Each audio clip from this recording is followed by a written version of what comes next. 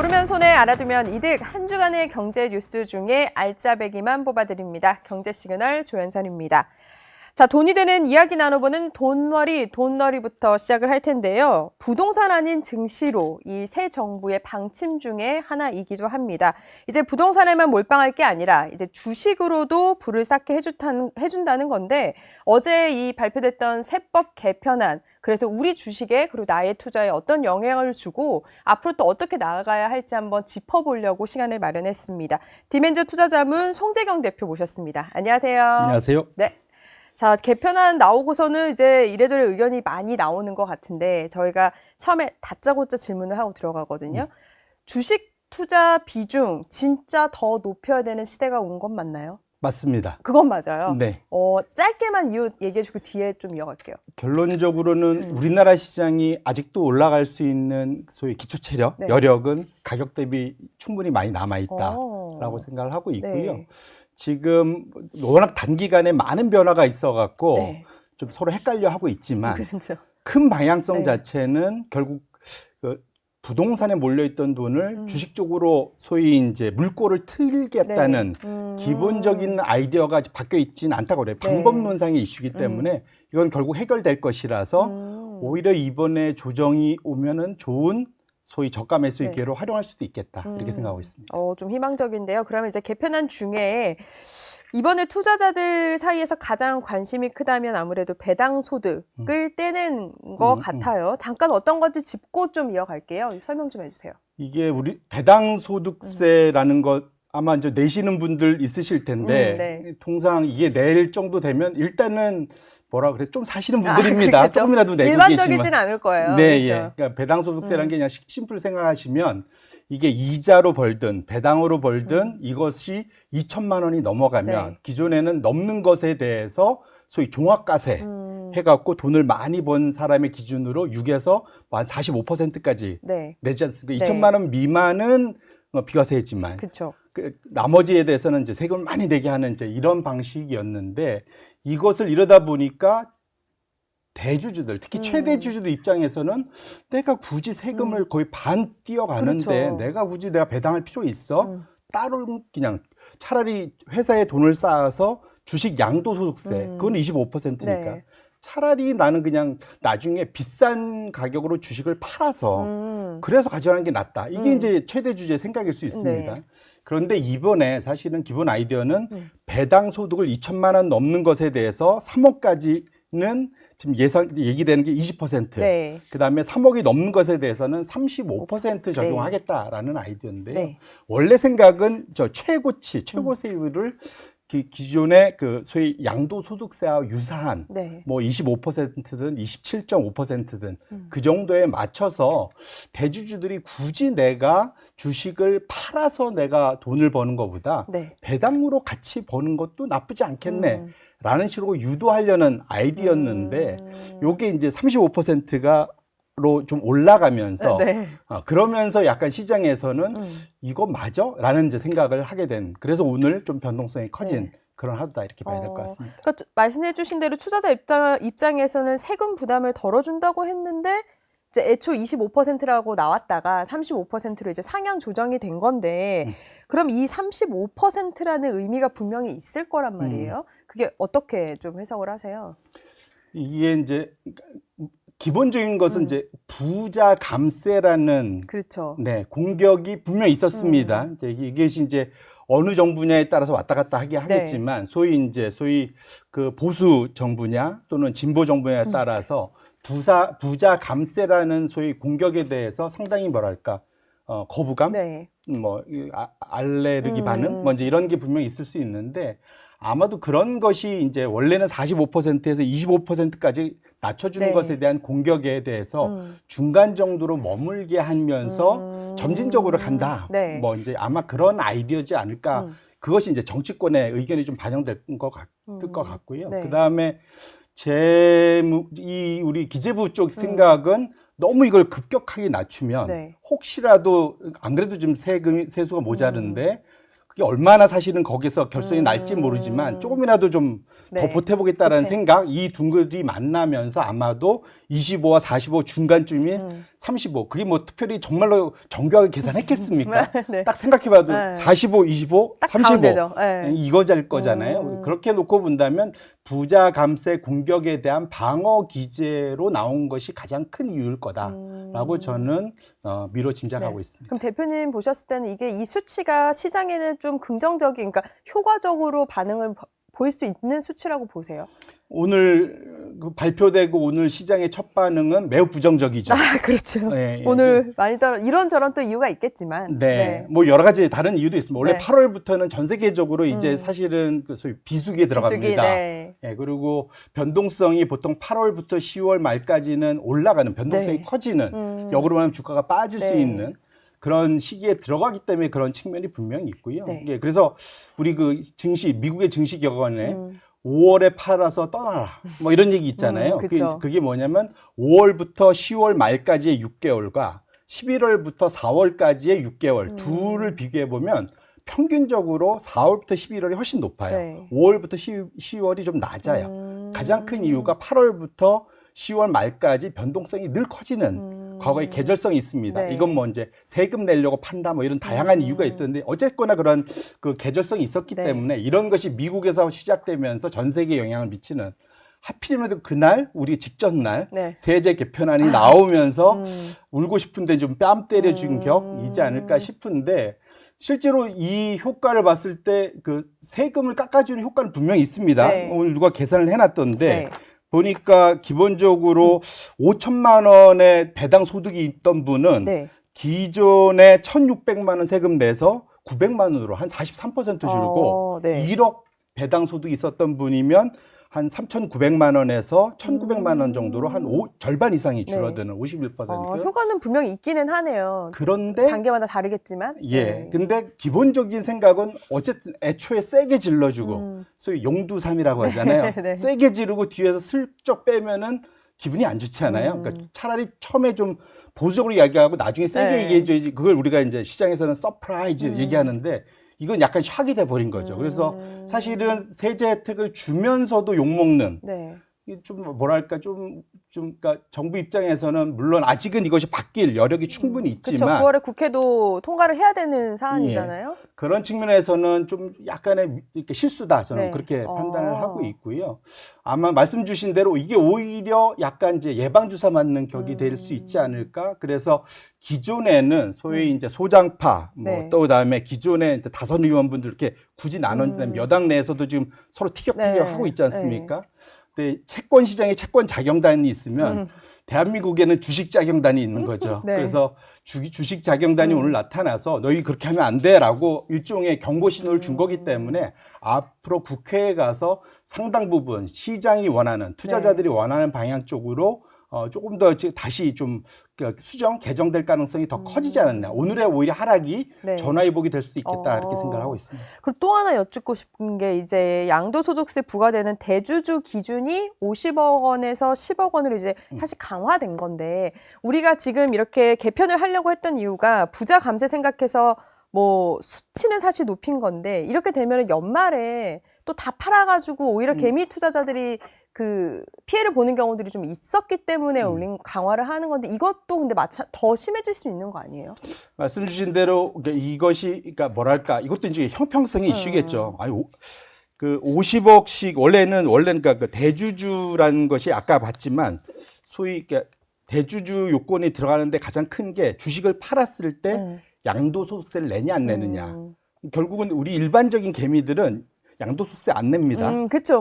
뭐 전혀 관계가 없죠. 그러니까 주식 50억씩 들고 있으면 아마 다들 그렇게 하실 거예요. 내가 한 50억 들고 있으면 내가 낸다. 50억 일단 잊고 보자 뭐 이런 네. 얘기들 하실 텐데 이거를 10억으로 낮추면 더 많은 사람들이 거기에 대상이 되니까 일종의 이제 형평성 차원에서 좀 더 많은 사람들에게 과세 형평을 맞추는 거다라고 하는 것이 이제 기본적인 이렇게 낮추는 것의 아이디어일 텐데요. 이것이 이제 3년 전으로 되돌아가는 상황이잖아요.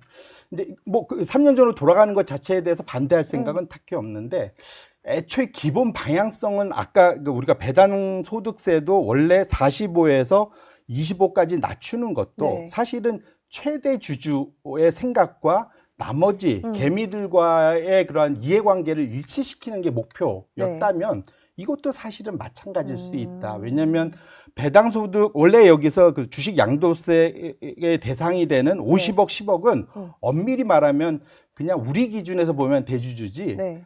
회사의 경영권을 좌지우지하는 최대 주주는 아니란 말이죠. 근데 최대 주주들 입장에서는 이건 아무 의미가 없습니다. 그렇기 때문에 사실 이것 자체가 얼마나 시장에 큰 영향을 줄 수 있는지는 좀 불분명할 것 같고요.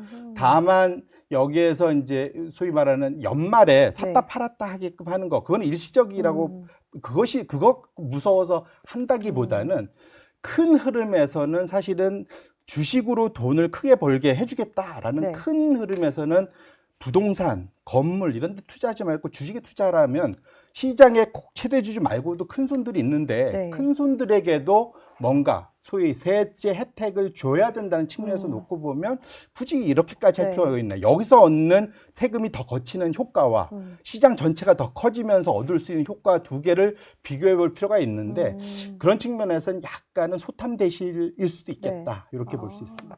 그리고 또 지금 이제 투자자들 사이에서 불만이 엄청 커지고 있는 것 중에 하나가 이번에 도입이 되면서 삼성전자, 하이닉스 이 5가지 회사는 사실 해당이 안 된다고 그래가지고 지금 댓글들이 엄청 달리고 있는데 이거는 또 무슨 이야기예요? 말씀 주신 대로 기본적으로 이제 그 세제 혜택, 아까 말한 배당 소득세 분리과세 대상이 되려면 기본적으로 기업이 배당 성향, 배당 성향이란 건 내가 돈을 벌면 보통 이건 이제 당기순이익이라고 합니다. 당기순이익을 돈을 벌면 여기에서 적어도 배당으로 여기서는 현금 배당만 말하는 거거든요. 배당을 주는 비율이 일정 수준이 넘어야 된다. 이번에 정한 것이 40%고요. 40%고 혹시라도 이것이 좀 낮아서 25% 이상이라 하더라도 3년 평균 대비 5% 이상 성장, 증가해야만. 그러니까 늘 배당은 늘어나야 되는데 어쨌거나 조금이라도 더 늘어야 나야 된다. 그러면 여기에서 좀 뭐랄까 삼성전자나 SK하이닉스는 간당간당하거나 좀 안 되는 경향이 있습니다. 그래서 이건 이렇게 봐야 될 것 같아요. 기본적인 것은 이것을 하는 가장 큰 목표가 뭘까? 정책은 목표가 있는 거잖아요. 목표는 우리나라의 고질적인 저배당, 낮은 배당 수익률. 또 이것이 회사에 쓸데없는 아이들 머니라고 하죠. 그냥 잉여 현금으로 쌓여 있어서 소위 자본만 커지고 그러다 보니까 돈은 버는 게 왔다 갔다 하는데 그러니까 ROE가 낮아지는 거죠. 자본 대비 벌어들이는 순이익의 ROE가 낮아지는데 이 ROE를 높이는 제일 좋은 방법은 배당을 꾸준히 해서 자본의 규모 자체를 관리를 해줘야 되거든요. 위의 순이익은 사실은 꼭 내가 잘해서만 볼 수 있는 것도 아니고 시장에 따라서 내가 아무리 열심히 해도 안 될 수도 있잖아요. 하지만 자본은 내 마음대로 할 수가 있습니다. 회사가 마음만 먹으면. 그래서 배당 성향을 높이면 일정 수준 줄일 수가 있는데 회사들마다 그때 상황이 달라서 기본적으로는 25%인 정도의 회사가 높은 배당을 줄 수 있게끔 유도한다는 측면에서는 이거를 높은 목표를 갖게 하는 것은 타당하다. 그래요? 그렇지 않습니까? 목표를 너무 낮게 주면 아무도 안 올라오려고 하잖아요. 그래서 목표를 좀 높게 주는 거는 타당한데 이것이 현재 소위 이제 그 효과를 볼 수 있는 사람들의 수준과 비교했을 때 어느 게 맞느냐도 좀 볼 수 있을 것 같고요. 여기에 플러스 하나에서 저는 오히려 여기서 지금 현금 배당만 지금 얘기를 하고 있는데 이것 때문에 일종의 소위 세제, 세공제. 세공제. 기업 입장에서 투자세액 공제에 배당도 넣어주기로 했잖아요. 근데 저는 오히려 삼성전자나 SK하이닉스 같은 데는 앞으로 배당보다는 할 수 있는 게 자사주 소각일 확률도 좀 큽니다. 이런 회사들은. 오히려 왜냐하면 이익의 변동성이 큰 회사들이기 때문에. 최근에도 계속 보도도 됐고요. 그렇죠? 네네. 그래서 미국의 M7들이 대부분 하는 거 보면 현금 배당보다는 자사주 소각이 많잖아요. 그래서 오히려 여기서 지금은 너무 짧은 시간 안에 하다 보니까 현금만 여기다 넣는데 자사주 소각만큼을 거기에 넣어줄 수만 있다면 그러면 사실은 배당을 굳이 안 받아도 자사주 소각을 크게 해주면 주가가 올라가면서 거기서 또 혜택을 볼 수 있지 않습니까? 그런 측면에서 놓고 보면 이번에 여기서는 꼭 이것을 만약에 삼성전자나 SK하이닉스 때문에 배당 성향 목표를 낮추기보다는 자사주 소각 규모를 어떤 형태라도 넣어줄 수 있는 방향으로 유도를 한다면 그러면 제가 보기에는 어느 정도 좀 뭐랄까 소위 보상이 될 수 있지 않을까 이렇게 생각을 합니다. 사실 이 주식 5가지는 사실 뭐 이유 없이 사는 분들도 있고 무조건 사는 분들도 있는데 이게 고민되는 부분도 있기 때문에 일부 수정은 돼야 될 것 같긴 하거든요. 그러니까 제 주변에서도 이게 무슨 말인지 몰라서 그냥 딴 거 살까? 이렇게 돼버리는 것도 있는데 이게 그렇다면 주식 부양이나 어떤 이 배당으로 인해서 왜 그 생활비를 쓰게 하겠다라는 취지에서 조금 과정이 더 멀어지는 건지 아니면 그 과정 중에 하나일 건지. 만일 그 말씀이시면 네. 그러니까 이게 정확히 그러니까 유럽의 은퇴자들이 가장 많이 하는 투자 방식입니다. 은행주에 투자들을 많이 하세요. 그분들은. 네. 네. 왜냐하면 안정적으로 오고 배당도 일정하게 주거든요. 그렇죠. 네. 그렇기 때문에 유럽의 은퇴자들은 은행주에 투자를 많이 하면서 거기서 나오는 배당으로 생활을 많이 하는 네. 걸로 알려져 있습니다. 역으로 말하면 근데 우리가 지금 우리나라 산업의 성향상 IT 기업들이 상위권에 많이 있잖아요. 그렇죠. 이들은 이익 변동성이 되게 심해서 네. 배당 성향을 아무리 높여도 경기가 반도체 경기가 갑자기 꺾이면 그러면 배당이 확 줄 수밖에 그렇죠. 없잖아요. 네. 그러니까 이런 것은 배당 투자를 어찌 보면 적합치 않을 수가 있습니다. 그래서 그것은 그러니까 만약에 소위 배당으로 나의 은퇴 생활을 하겠다라고 하면 배당의 안정성도 같이 보시면서 업종에 투자를 하셔야 되기 때문에 그래서 진짜 포트폴리오가 중요한 거죠. 그래서 네. 어느 한쪽에 몰빵하기보다는 예를 들면 성장을 위한 분은 그쪽 분야, 그 다음에 나의 은퇴 자금을 위한 분야는 또 이쪽 분야 이런 식으로 포트폴리오를 좀 잘 짜실 필요가 있어서 이것을 일률적인 잣대로 비교하기는 좀 어렵겠다 이렇게 네. 말씀드립니다. 그럼 또 하나는 이 정책을 뭐 비판하거나 그러기보다는 저희가 이제 달라진 시장이기 때문에 이 정책에 맞춰서 어떻게 해야 되는지를 논하기 위해서 여쭤보는 건데 증권거래세율 같은 경우는 이제 올랐잖아요. 네. 이러면은 사실 이중 부담을 또 안기는 거 아니에요? 다 종합적으로 봤을 때는 어떻게 해석해야 돼요? 원래 이게 뭐든지 줬다 뺐으면 그렇죠. 짜증나죠. 네. 이게 증권거래세라는 것도 없는 나라도 있지만 뭐 있는 나라도 있는데 우리는 있다가 네. 3년 전에 없어졌죠. 네. 근데 원래 없앨 때 기본 아이디어가 뭐냐면 거래세 기본적으로 금투세를 도입하면서 거래세를 없애는 방향으로 두 네. 가지가 원래는 일종의 이제 쌍으로 페어로 이제 움직이는 아이디어였는데 원래는 거래세는 폐지하는데 금투세 도입을 하려다가 한 번, 두 번 밀리다 결국은 사라져 버렸잖아요. 이게 그러니까 그런 측면에서 놓고 보면 우리 입장에서는 이제 투자자 입장에서는 뭐야 줬다 빼서 하는데 엄밀히 보면 두 개가 이제 같이 움직였다는 걸 좀 되돌이킬 필요가 있을 것 네. 같고요. 사실 긴 호흡에서 놓고 보면 이제 단타하시는 분들 입장에서는 이게 더 짜증나죠. 그래서 왜 장타를 해라 뭐 이런 것도 아. 어제 보도가 엄청 많이 됐잖아요. 예, 근데 사실은 장타를 하게 하는데 거래세를 높여서 하는 거는 사실은 조금은 그래요. 어불성설일 것 같고 오히려 이것은 금투세 도입을 같이 하는 게 맞고요. 대신에 금투세를 도입하되 네. 미국처럼 유럽처럼 장기 투자를 하면 네. 3년, 5년, 10년으로 가면 장기 투자하면 세금을 줄여주는 거 첫 번째로. 두 번째로는 손실을 봤을 때 이연해갖고 네. 이것에 대해서 내가 나중에 내가 올해 1,000만 원 손해 봤는데 네. 내년에 2,000만 원 벌면 합쳐서 1,000만 원에 대해서만 세금을 내게 해주는 거. 이런 것을 같이 도입을 해야만 이게 완벽하게 맞는 제대로 된 소위 이제 조세 정의 뭐 네. 이렇게 볼 수 있을 것 같아서 이 두 개를 그냥 단순히 하나만 보지 말고 이게 너무 급한 것 같아요. 그래서 네. 이거는 금투세와 장기 보유에 대한 세액 공제, 투자 그런 그 혜택 네. 이런 거를 같이 주면서 움직이는 게 맞지 않을까 이렇게 보고 있습니다. 이제 개편안으로 이제 아까 다짜고짜 말씀드렸는데 상향의 여지가 이제 남아있는 요소가 많다고 하셨고 또 어제부로 관세도 어느 정도는 불확실성이 해소가 됐어요.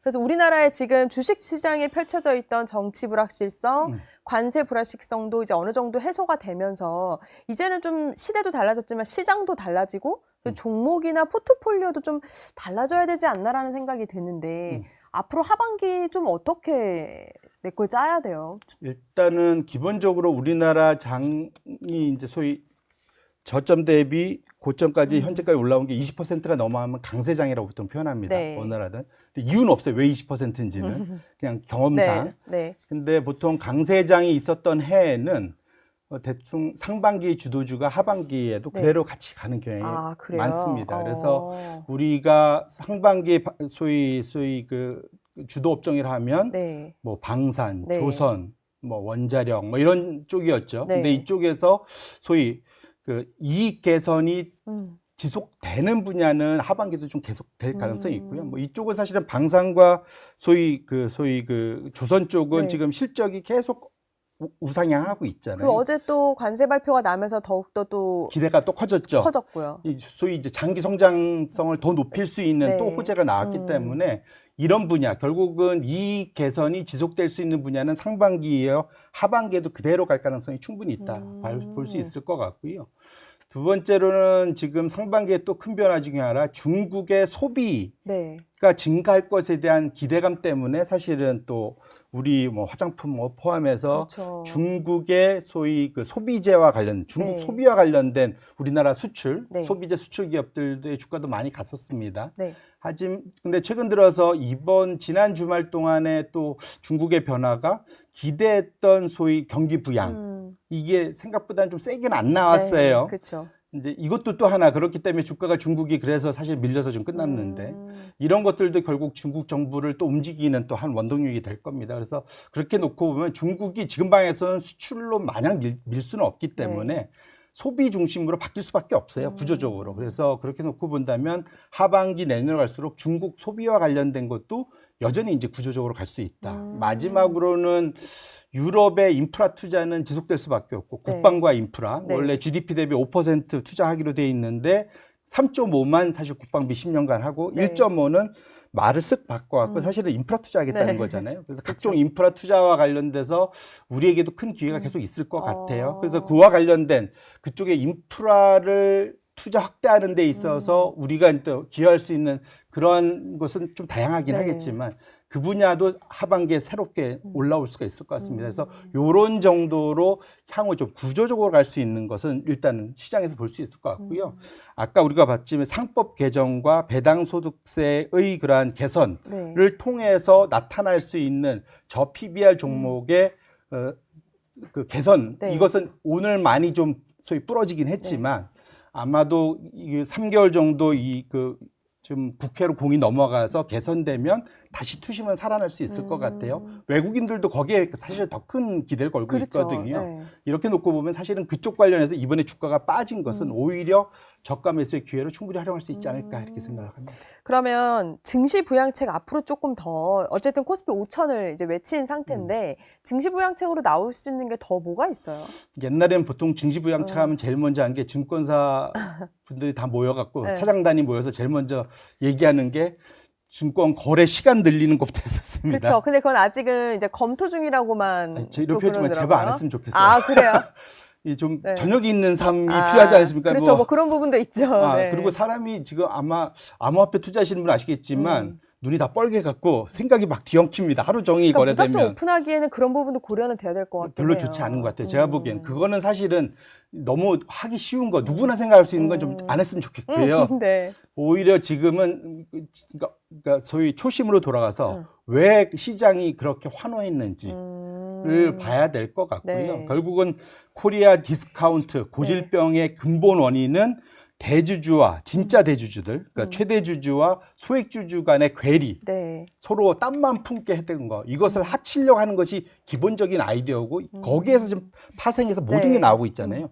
이것들을 법으로 하나하나 만들어 가는 것, 그것이 결국은 외국인들이 안 그래도 이제 겨우 이제 3개월 정도 제대로 그렇죠. 들어오고 있었는데 네네. 이것을 물꼬를 지속적으로 틀 수 있는 근본 원인이고 안심하고 국내 투자자들도 네. 투자할 수 있기 때문에 초심으로 돌아가서 원래 하던 거를 제대로 마무리 짓는 것, 네. 그것이 진정한 증시 부양책이지 않을까 생각을 합니다. 그럼 마지막으로 오늘 증시 상황 이제 많이 또 달라졌었는데 한번 훑어주시고 다음 주 좀 저희가 눈여겨봐야 할 부분이 있을지 좀 전망해 주세요. 예, 뭐 오늘 아마도 이렇게 시장이 급변동을 한 것에 대해서 많이 깜짝들 놀라셨고 사실 실망감이 컸죠. 오늘 그렇죠. 네, 그리고 사실은 어찌 보면 주가는 올라 있었으니까 일단 팔고 관망해 보자라는 네. 생각도 분명 있을 수 있을 있습니다. 거예요. 네. 그렇기 때문에 오히려 그래서 저는 그것 때문에 아까 말씀 미리 예방 주사 맞은 네. 거고 아마도 정치권이 화들짝 놀랐을 겁니다. 그래서 거기에 대해서는 반응들이 분명 나올 거라고 생각을 하고 있고요. 네. 그렇기 때문에 오히려 또 그런 목소리들을 투자자들이 많이 내주셔야 돼요. 이번 정부는 또 조금 뭐랄까 전 정부보다는 좀 더 소위 여론의 귀를 좀 더 쫑긋 네. 열고 그렇죠. 있는 것이 분명 보이지 않습니까? 들려고 또 노력도 하는 것 같고요. 예, 네. 그렇기 때문에 오히려 우리의 그 개미들의 목소리가 전달이 바로바로 즉각적으로 될 수 있기 때문에 주말 동안 아마 그런 여론이 형성된다면 다음 주에 상당히 또 네. 여당 중심으로 전향적인 또 아이디어들이 나올 수 있기 때문에 그런 측면에서 놓고 보면 지금 우리가 할 수 있는 것들을 하고 네. 그 다음에 너무 여기에서 이렇게 미리 모든 걸 다 포기할 필요도 없겠다. 그래서 아까 말씀드린 대로 향후 3개월 정도 저는 오히려 좋은 기회다. 그 사이에 못 들어가신 분들 많잖아요. 네. 너무 빨리 올라서. 그렇죠. 오히려 그래서 지금부터 한 3개월간 천천히 나눠서 사시면 그러면 오히려 좋은 투자의 기회가 다시 한번 네. 온 거 아닐까 저는 개인적으로 그렇게 생각하고 있습니다. 아까 말씀 주신 강 세장 상반기가 하반기까지 보통 간다. 이런 부분을 참고해서 투자에 좀 공부가 되셨으면 좋겠습니다. 지금까지 송재경 대표였습니다. 고맙습니다. 네, 고맙습니다. 네, 두 번째 코너 이 코너 시작하겠습니다. 제목부터 알아볼까요? 네. 네. 기업의 어벤져스입니다. 네. 박주근 대표 모셨습니다. 안녕하세요. 네, 안녕하세요. 네, 자 한미 관세 협상 타결 일단은 일단락이 됐습니다. 네. 근데 보니까 이제 막판 총력전으로 모든 총수가 다 달려갔잖아요. 네. 전날. 네. 어제 이제 협상 끝나고 그 여왕구 본부장도 말했던 게 물밑 작업을 총수들이 많이 해준 덕분이다 이렇게 얘기는 했는데 네. 어떤 역할을 했고 또 어떤 전망을 할 수 있을지 분석을 해보려고 하는데요. 이번에 보니까 저희가 공항에 가서도 계속 서 있었는데도 총수들을 못 만났는데 네. 정말 긴박하게 움직이면서도 쉽지 않았었던 것 같아요.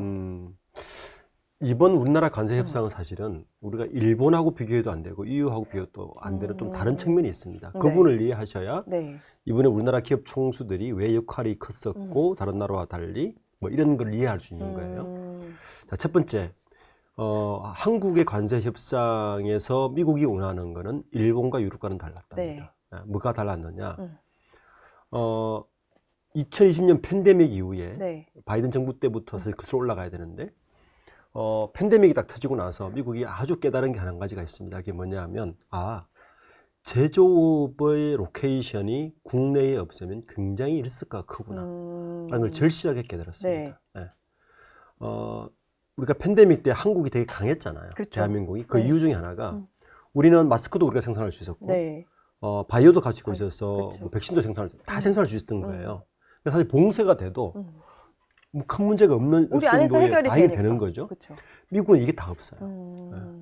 그러니까 바이든 정부가 절실하기를 깨닫고 그 전에 세계 정세는 세계화 국제화라는 이름으로 낮은 임금을 찾아서 계속 옮겨가는 제조업의 어떤 현상들이 네. 있는 반면에 팬데믹 터지고 나서 이 현상을 다시 보게 됐고 그래서 시작된 게 리쇼링을 네. 해야 되겠다. 그렇죠. 그리고 국가 기반 산업과 밀접한 제조 기술은 국내에 두어야 되겠다. 이 두 가지 원칙이 이어졌고 이게 미국의 바이든에서 트럼프로 정부가 바뀌더라도 네. 이건 연속해졌습니다. 이번 관세 협상의 핵심 바로 이 부분이었어요. 그러니까 일본이나 유럽은 단순히 뭐 무역의 어떤 흑자 뭐 이런 거였는데 미국 입장에서 한국은 다른 거예요. 한국은 투자 외에 받을 게 되게 많았습니다. 네. 우리 정부도 그걸 알았고 이 지렛대를 활용을 해야 되겠다는 걸 처음 작전을 짜고 들어갔고 그래서 올라가 보면 지지난주에 네. 이재용 회장의 그 대법원 판결이 있던 그 주에 네. 이재명 대통령이 3명의 총수를 만났어요. 네. 그때 정의선 회장, 네. 그리고 구광모 회장, 그리고 김동관 부회장을 만났어요. 네. 그리고 그 다음 주에 판결이 끝나고 이재용 회장과 최태원 회장을 만났는데 그렇죠. 김동관 회장 4대 그룹이 아니잖아요. 왜 꼈을까? 여기에 이제 핵심 키워드가 있는 네. 거죠.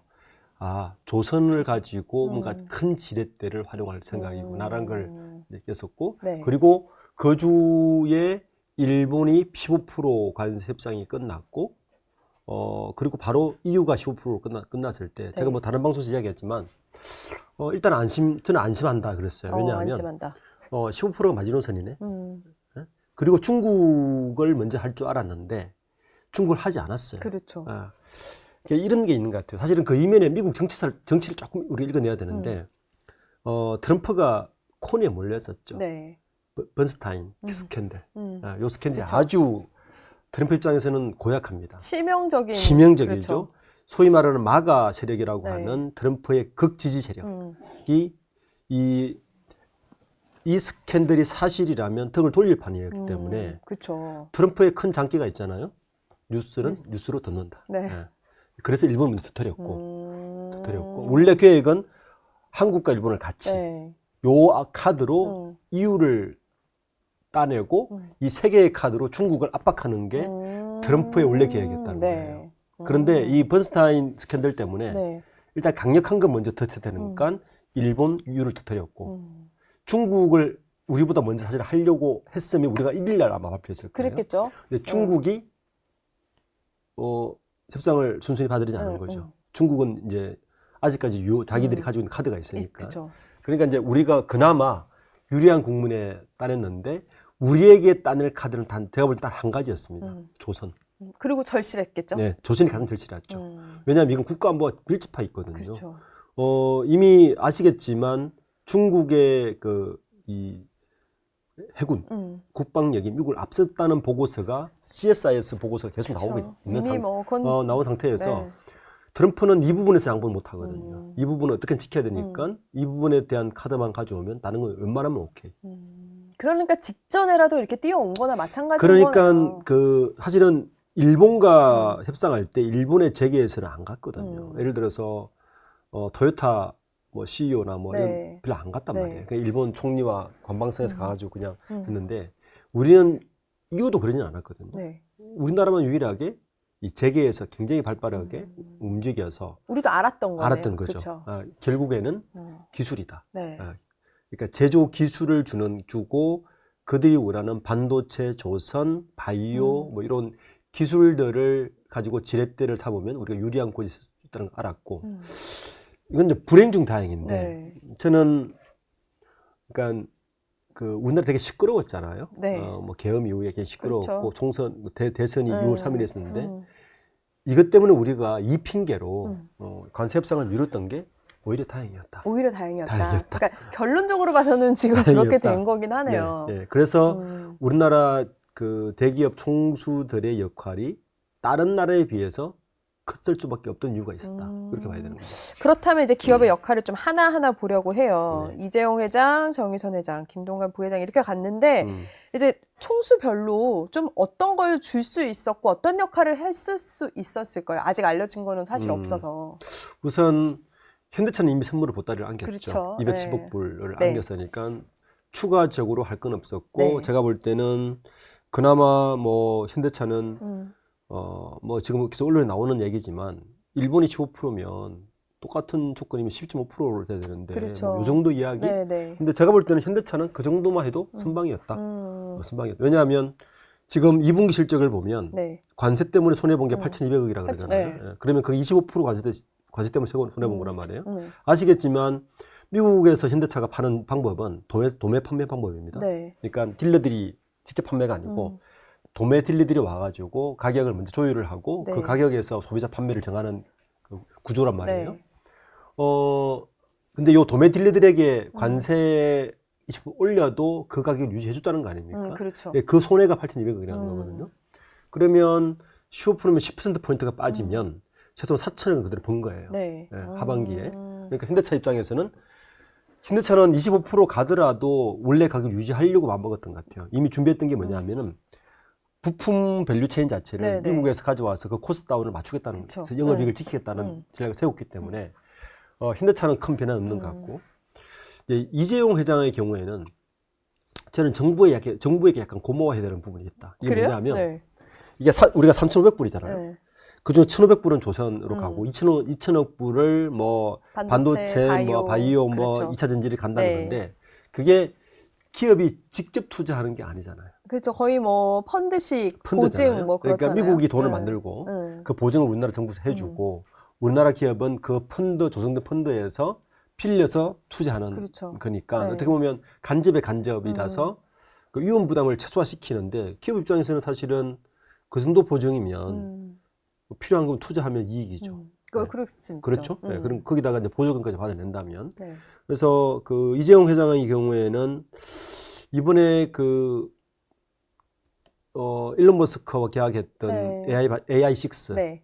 이 파운드리 공장을 그쪽에 건설하는 것을 아마 이번 펀드로 할 가능성이 높다. 아, 그렇게요? 텍사스주에 있는 공장이 네. 지금 그 파운드리 공장이 7나노 이상급밖에 못 만들어요. 10나노짜리 공장인데 그 AI6를 만들면 2나노를 네. 만들어야 되는데 근데 그렇게 되면 이런 것도 생각해봐요. 좀 삼성전자의 위기를 많이 이야기할 때 파운드리는 분사해야 되는 거 아니냐? 이런 얘기를 계속 나오거든요. 네. 너무 부담스럽기도 하고 더 큰 거는 삼성전자의 고객 경쟁사들이 고객을 만들어야 되는 네. 구조잖아요. 그렇죠. 이게 컨플릭트가 생긴단 말이에요. 그게 누가 보안을 믿고 맡기겠습니까? 그럴 수가 없잖아요. 그런데 이번 기회에 미국의 파운드리에 미국 돈으로 투자를 하고 그리고 테슬라의 그런 것들을 가져오고 파운드리를 미국에서 더 양산을 더 늘린다면 그리고 인텔까지 접는다는 거 아닙니까? 파운드리를. 네. 그러면 미국은 국내의 파운드리 공장이 TSMC는 저기 조지아 그렇죠. 네. 아리조나에 하나 네. 있고 요번을 기반 삼아서 분사도 할 수 있는 계기도 될 수 있는 거죠. 근데 그것도 하나 궁금해요. 그동안 그 트럼프 일기 때부터도 공장을 지어 왔잖아요. 그 부분은 감안될 수 없는 거예요? 그땐 그거고 지금은 상관없나요? 그게 다 연장선입니다. 그 투자가 묶여 있는 그래서. 거예요. 그러니까 사실 큰 부담이 네. 없는 거죠. 없는 거죠. 생색은 내고 큰 부담 없는 정도. 그래도 어쨌든 상징성도 있기는 그렇죠. 하니까. 그리고 이제 네. 가장 수혜를 본 건 역시 하나오션입니다. 그렇죠. 오늘도 주가가 와, 어제 오늘은 13.5% 오르고 오늘 또 오르고 있죠. 사실 오늘은 다 내려갔거든요. 근데도 불구하고 막강한 기대감이 좀 있는 것 같기는 네. 해요, 이제. 그래서 이 정도 되면 우리가 하나오션은 조방원이라서 조선이라고 따졌는데 네. 사실은 현대중공업은 조선주가 확실하죠. 네. 네. 하나오션은 하나에어로스페이스의 완전 자회사입니다. 그러면 하나오션을 우리가 조선으로 봐야 될까 방산으로 봐야 될까? 이제 미국까지 이렇게 떠들었으면 테마 성격이 지금 굉장히 이제 그러네요. 투자하시는 분들은 아마 뭐 정부사들 고민을 하고 있는 걸로 알고 있어요. 네. 우선 아까도 초대 말씀드렸지만 4대 그룹 만나는데 김동관을 만났을 때부터 하나그룹의 역할을 굉장히 높게 사는구나. 그렇죠. 또 하나 의문은 사실 조선은 현대중공업이 네. 더 강하죠. 그렇죠, 사실. 네. 네. 정기선은 왜 빠졌을까? 정기선 부회장은 빠졌단 말이에요, 이번에. 아마 하나그룹에서 이 마스가 프로젝트를 굉장히 빠르게 민첩하게 제안을 한 것 같고 이번에 뉴스로 계속 나오지만 1m짜리 네. 그 판넬, 판넬, 그렇죠. 그 판넬이 마스가 프로젝트를 집요하게 요약한 판넬이라고 네. 들리는데, 그러니까 이런 거죠. 미국의 고민은 이거거든요. 네. 이게 제조업을 그 아까 제가 초두에 리쇼어링으로 공장을 다 가져온다고 해서 해결될까? 안 됩니다. 안 되죠. 네, 제조업이라는 건 결국에는 손끝에서 이루어집니다. 우리가 우리나라 조선 산업도 불경기 한 몇 년간을 거치고 나니까 숙련된 기술자를 못 구해서 수주를 해도 못 만드는 그렇죠. 상황이 되잖아요. 네, 네. 미국은 그게 될까? 불가능합니다. 심지어 사실은. 그 오랜 시간 발달을 안 시켰기 때문에 했던 사람도 못하게 될 것 그렇죠. 같기도 하거든요. 그래서 이게 내막은 잘 모르겠지만 제가 그 예측을 해보면 트럼프가 30분 만에 빨리 결정을 하고 트위터에 본인이 올렸잖아요. 네, 그렇죠. 전화하고 싶어서. 3, 40분? 정말 짧게 네. 걸렸잖아요. 전 다 보지도 않았을 것 같아요. 이거는. 네. 여기에는 조선에 대한 굉장한 매력에 대해서 본인이 임프레션을 받은 것이 아니냐라는 네. 생각이 근데 진짜 듭니다. 간절하긴 했나 봐요. 네. 왜냐하면 이런 걸 넣었다는 거예요. 우리 정부 이야기로는 공장도 지어주고 기술도 전수해주고 네. MRO도 해주고 너희들이 정말 가려운 거 우리가 다 해줄게. 그것만 줘. 그런가요? 다 해줄 테니까 우리 요구도 들어줘. 이 카드를 내렸을 것 같아요. 그래서 3,500억 불 중에 1,500억 불을 그다 넣은 거 아닙니까? 네. 네. 그러니까 미국 입장에서는 가장 니즈가 크고 아픈 부분을 밀어줬다는 것에 굉장히 매력을 느꼈을 거고, 이번 걸로 인해서 저는 하나그룹 주를 다시 한번 들어봐야 된다. 자, 보시면 네. 일단 하나오션이 뜨고 있잖아요. 뜨죠. 하나오션을 뜨면 연결 기준으로 하나 에어로스페이스 같이 갈 수밖에 네. 없습니다. 물론 어제 100만 원에서 좀 미끄러지긴 했는데 다시 100만 황금주로 갈 가능성이 네. 크고요. 여기 또 하나가 있는데 뭐 하나 시스템이야 같이 가는 네, 거니까 네. 가는 건데 주 하나입니다. 주 하나. 네. 아, 그쵸. 요즘 네. 최근에 얘기 많이 하시잖아요. 지주사. 네. 지주사고 이런 고민이 이제 이런 고민을 할 수밖에 없어요. 지금 오너들이 이번 상법이 굉장히 강하게 개정됐잖아요. 네.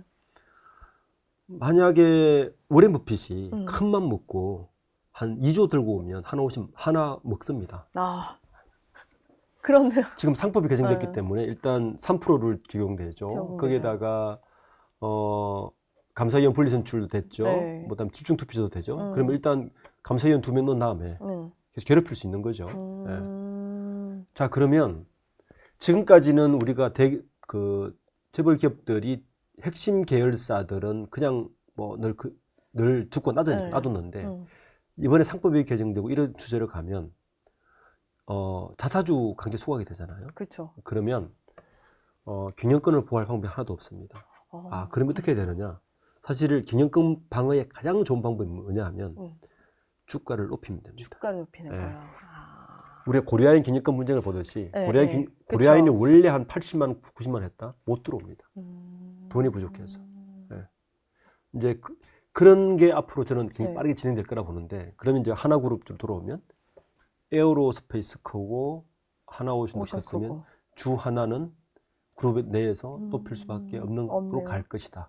네, 이렇게 해서 예측이 되는데, 어쨌든 이번 관세가 하나그룹 입장에서는 굉장히 큰 호재죠. 네.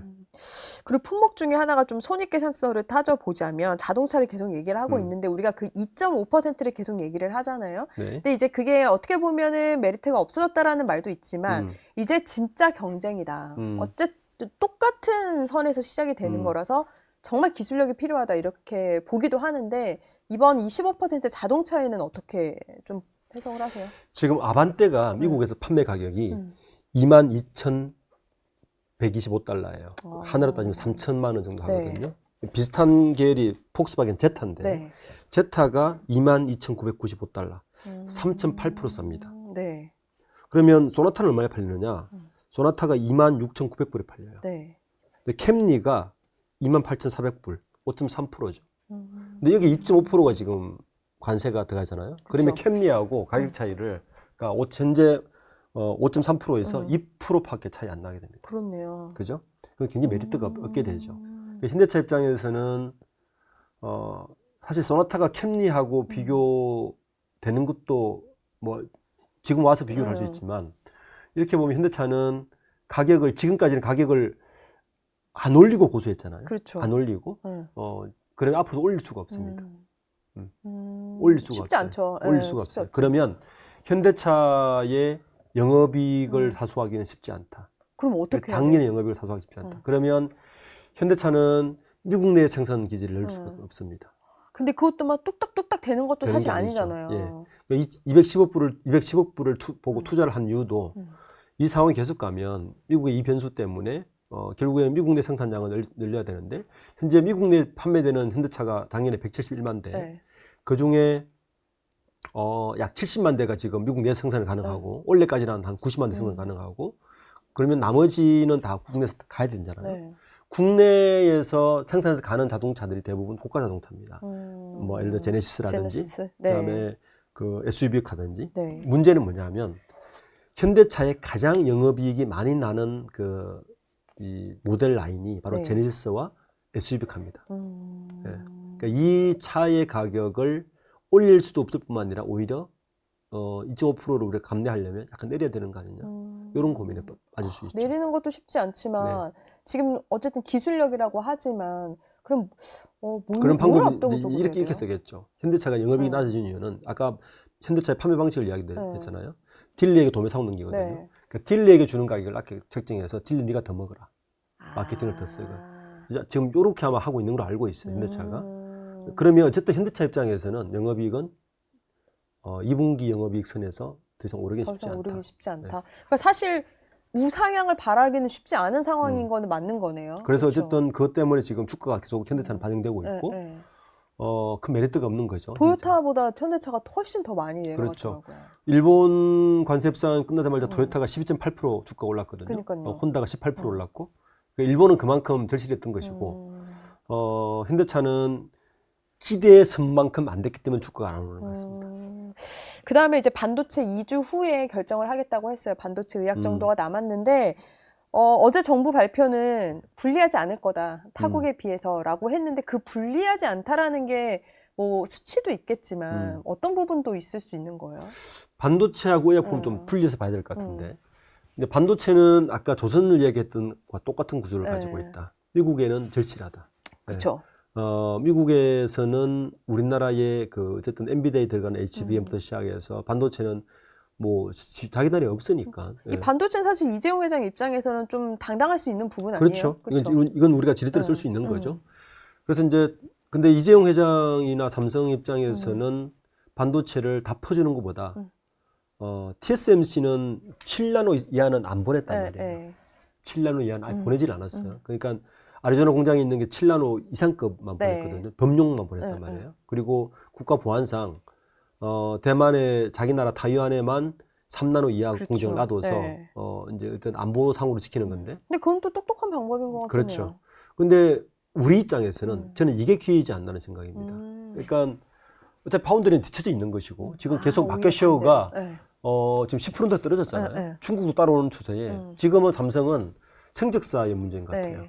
어쨌든 메모리는 우리나라에서 지키면 되는 것이고 파운드리는 차라리 TSMC가 못하는 걸 줘버려서 그 계기로 삼아라. 이거를 계기로 삼아서 미국에게 지렛대 삼는 게 전략적으로 좋지 않는 거죠. 근데 우리 어떤 안보나 기술력을 위해서는 괜찮은 거예요? 그렇죠. 파운드리는 큰 상관이 없죠. 어차피 우리나라는 메모리 강자니까 파운드리는 타양거니까. 그것도 방법이네요. 예, 그래서 이번에 그 테슬라의 AI6 칩을 가져올 때 그걸 염두에 두고 텍사스 공장에다가 새로 들어오는 투자는 3나노 이하 공정을 거기다가 깔 걸 고민하고 있지 않나라는 생각입니다. 그 얘기를 들으니까 그럴 수 있겠어요. 네. 그럼 의학은 지금 셀트리온도 거기 공장 더 한다고 하고 하는데 의학은 또 어떤 부분이 달라지는 거예요? 의학의 경우에는 지금 미국이 이런 고민에 빠질 거예요. 지금 이거 관세 좋잖아요. 미국 입장에서는 뭐 그렇죠. 투자하고. 그런데 이게 분명히 후폭풍이 있을 겁니다. 무슨 후폭풍이 있느냐? 일단 중국까지 15%, 뭐 20% 맞췄어요. 그러면 미국은 대부분 수입을 해서 소비를 하는 곳인데 그렇죠. 당장 소비자 물가 15% 오른다 봐야죠. 그거 전체를 반영하지 않는다 그래도 절반 반영해도 10% 오르겠죠. 소비자가가. 이 고민에서 이 미국 내년 11월 달에 중간 선거인데 트럼프가 그 후폭풍을 어떻게 흔들지 모르겠어요. 그러니까 자꾸 미국의 금리 낮추라고 그 중앙은행장한테 계속 제소 취하고 뭐 종이 조주고 하는 거 아닙니까? 그렇죠. 그러니까 이걸 안단 말이에요. 관세로 자기 인기는 얻을지 모르지만 이 후폭풍이 미국은 소비 국가인데 결국엔 그렇죠. 소비자 물가가 오를 거라는 뻔히 알기 때문에 지금 그 환율이 아니라 이자를 금리를 낮추라는 거 아닙니까? 근데 급속셈이거든요. 자, 그러면 제약은 어떻느냐? 지금 지난해에 우리나라의 북미 수출액이 셀트리온이 1조 453억 했고요. 그다음에 삼성바이오가 1조 1,700억 했어요. 전체 매출에 그러니까 셀트리온이나 삼성바이오로직스는 전체 매출의 30%를 북미 수출량입니다. 펀드에 참가하겠죠, 이 정도면. 펀드. 그 2천억 불 펀드에 우리도 달라 공장 짓겠다. 이미 셀트리온 움직인 것 같아요. 움직인 것 같아요. 셀트리온 이미 움직여서 근데 셀트리온과 삼성바이오는 조금 결이 달라요. 그러니까 셀트리온은 정확히 말하면 CMO 기업이에요. 그렇죠. CMO. 그런데 삼성바이오로직스는 CDMO예요. 그렇죠. 그러니까 디벨롭도 하고 고객이 원하면 디벨롭도 해주고 그 다음에 생체 실험도 해주고 CRO도 해주고 C 밀가 다 해주는 그러니까 CDMO 방식인데 선승진 회장이 원래 이제 칼을 간 게 뭐냐면 우리도 CDMO 하겠다는 거예요. 우리도 이제 CMO 하는 것이 아니라 왜냐하면 재밌는 게 셀트리온이 기회 되면 셀트리온 말씀드릴 텐데 셀트리온이 수익률이 되게 좋아요. 그러니까요. 그 주가는 안 올라. 그 정말 신기하더라고요. 왜 그러냐면 이런 거예요. 지금 셀트리온이 히트친 그 약들은 뭐 레주마라든지 뭐 이런 것들은 대부분 3년, 5년 전에 이미 시밀러 완성된 걸 팔고 있는 거예요. 그러다 보니까 두 가지가 떨어지겠죠. R&D 비용도 낮아지고 그리고 생산 원가도 줄어들겠죠. 그러니까 수익은 되게 좋아요. 미국이 팔리기 시작하니까. 문제는 뭐냐면 셀트리온을 보고 투자하는 사람은 그 다음 메가히트는 뭐지? 답을 못 내놓는 거예요. 그러니까 기대감이 반영이 안 되는 전혀 안 거네요. 되죠. 새로운 게 없다는 거죠. 그래서 이제 성진 회장이 갖고 들어온 칼이 CDM으로 우리도 하겠다는 건데 이번 2천억 불의 일부를 CDMO로 할 수 있는 쪽에다 투자하려고 하지 않을까. 그런 식으로. 왜냐하면 셀트리온은 지금도 주가 안 오르니까 계속 자사주를 사들이고 있단 말이에요. 자사주를.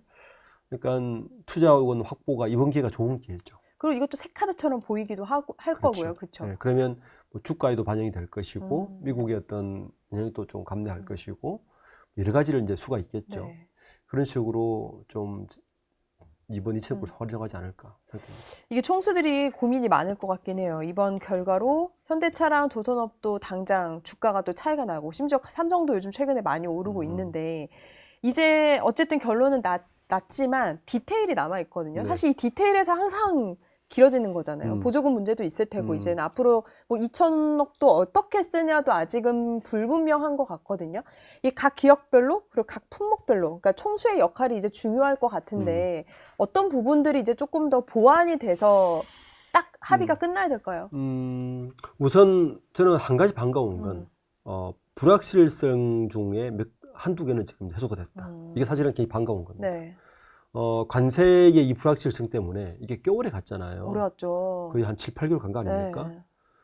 기업들이 투자 스탑이에요. 모든 기업들이 투자 스탑, 뭐 전략을 짤 수가 없어요. 그렇죠. 예, 어떤 것도 이게 해결이 안 되기 상반기 때문에 사실 그냥 그렇게 훅 지나간 훅 지나간 것 같아요. 거예요. 네. 사실은 지금 계획자면 내년에 반영됩니다.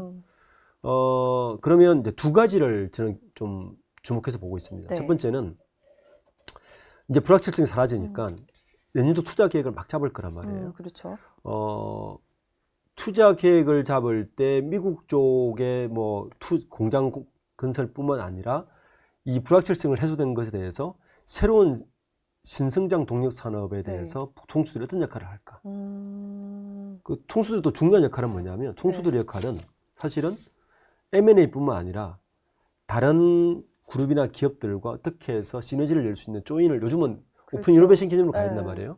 우리나라가 되게 많이 달라진 게 투자하시는 분들 잘 모를 수는 있는데 이전 총수 뭐 이건희 회장, 네. 구본무 회장, 정몽 회장 때는 그때까지만 해도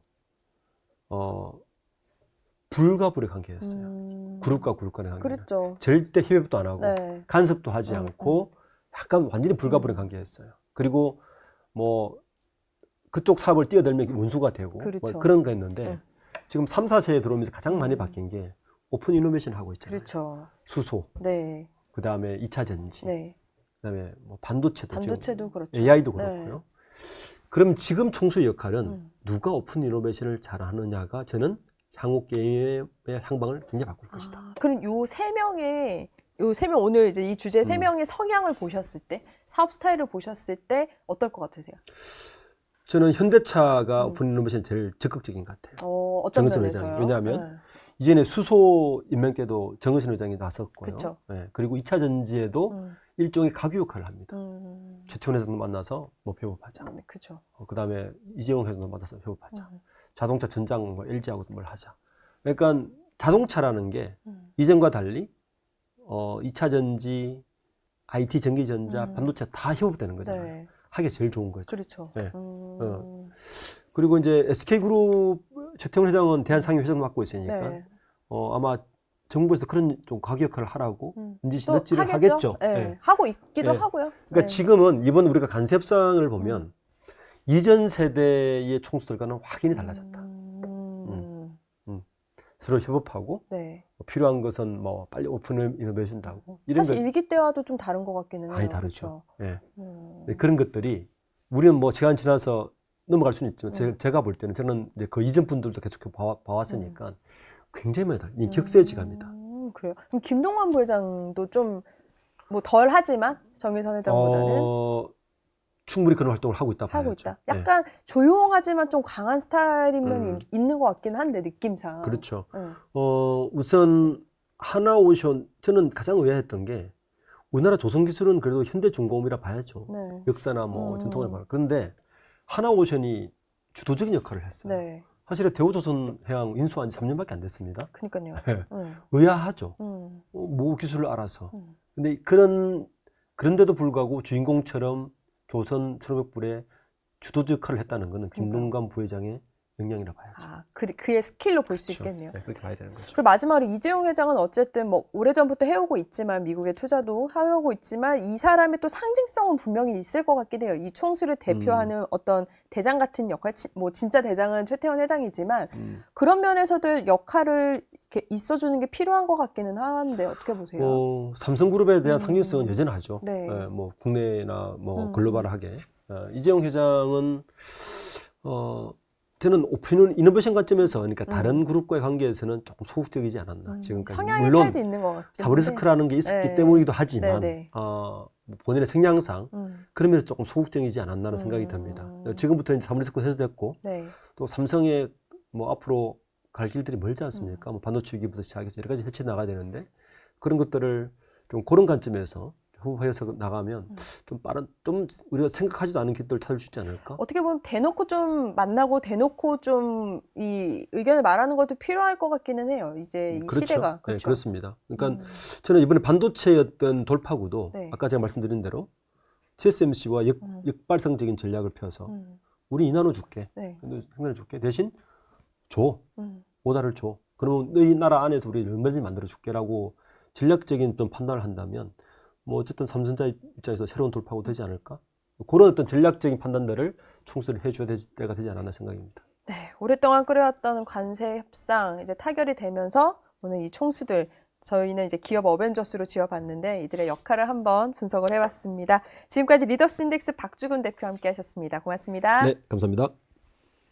네, 경제 시그널 준비한 이야기 여기까지입니다. 알람 구독, 좋아요, 댓글 잊지 마시고요. 부자 되세요. 고맙습니다.